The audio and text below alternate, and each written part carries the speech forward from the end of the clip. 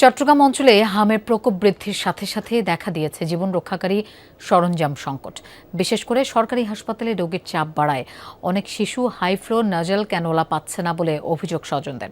সম্প্রতি oxygen pipe না পেয়ে 9 মাস বয়সী এক শিশুর মৃত্যুর পর সংকটের বিষয়টি উঠে আসে।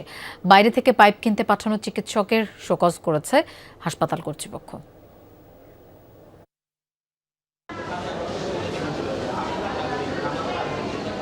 হামে আক্রান্ত 8 মাস বয়সী এক শিশুকে উখিয়া থেকে চট্টগ্রাম মেডিকেলে এনে আইসিইউতে ভর্তি করান তার বাবা। কিন্তু সরকারি হাসপাতালে এসেও ওষুধ ও সরঞ্জাম বাইরে থেকে কিনতে হওয়ায় ক্ষুব্ধ তিনি। শুধুমাত্র ওনারা ওখানে দিয়ে একটা অক্সিজেন দিয়ে রাখছে আর কি, সমস্ত কিছু আমরা বাহির থেকে কিনে দিই।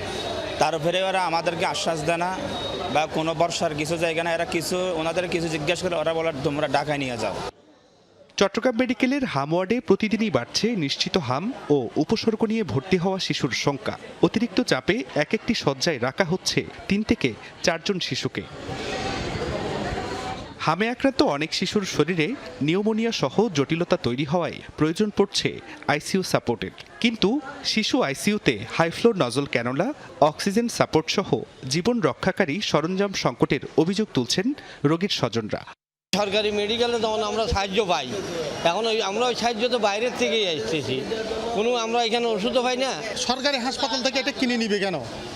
ওরা তো এটা ডাক্তাররা দিবে বা মেডিকেল কর্তৃপক্ষ দিবে, ওইটা দেখার কিছু নাই। কিন্তু দেখেন ওনার বাচ্চাটা মারা গেছে। 4-5 জন 6 জন বাইর করতেছে, দেখতেছি নিজের চোখে, কান্নাকাটি করতেছে আত্মীয় স্বজন।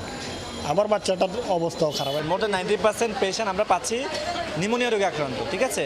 এবং আইসিইউতে যারা যাচ্ছে একদম মোস্ট অফ দ্য পেশেন্ট, আপনি যদি 10টা রোগী ঢুকে সেখানে দেখা যায় 9টা পেশেন্ট হচ্ছে কি নিউমোনিয়া আক্রান্ত, ঠিক আছে, এবং এগুলো সিভিয়ার নিউমোনিয়া নিয়ে যাচ্ছে এবং এই রোগগুলোর জটিলতা বেশি হচ্ছে আর কি। বিশেষ করে আগের দিন সোমবার হাইফ্লো নজল ক্যানোলা সার্কিট না পেয়ে 9 মাস বয়সী শিশু সোরেয়ার মৃত্যুর পর আইসিইউতে সরঞ্জাম সংকটের বিষয়টি সামনে আসে।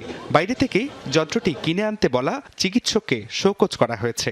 তবে সংকটের অভিযোগ অস্বীকার করে সব যন্ত্রপাতি আছে বলে দাবি হাসপাতাল কর্তৃপক্ষের। শ্বাস নিতে পারতেছে না, তার লাংয়ের ক্যাপাসিটি স্যাচুরেশন কমে গেছে, তখন তাদেরকে আমরা আইসিইউতে দিব। আইসিইউতে দিতে গেলে তার কোনো অক্সিজেন খরচ নেই। এই যে এতগুলো আইসিইউর কোনো টাকা পয়সা তাকে দিতে হচ্ছে না, একটা পয়সা দিতে হচ্ছে না, শুধু কোনটা দিতে হচ্ছে, কোনো কিছু দিতে হয় অ্যান্টিবায়োটিক ম্যারোফেনাম, যেটা এটা আমাদের হাসপাতাল থেকে দেওয়া হয়, কোনো ওষুধ লাগে না। চট্টগ্রাম মেডিকেলের শিশু আইসিইউর 20 শয্যার মধ্যে 10টি সরকারি এবং বাকি 10টি অনুদানে পাওয়া। জুবাইর রিফাত, যমুনা নিউজ, চট্টগ্রাম।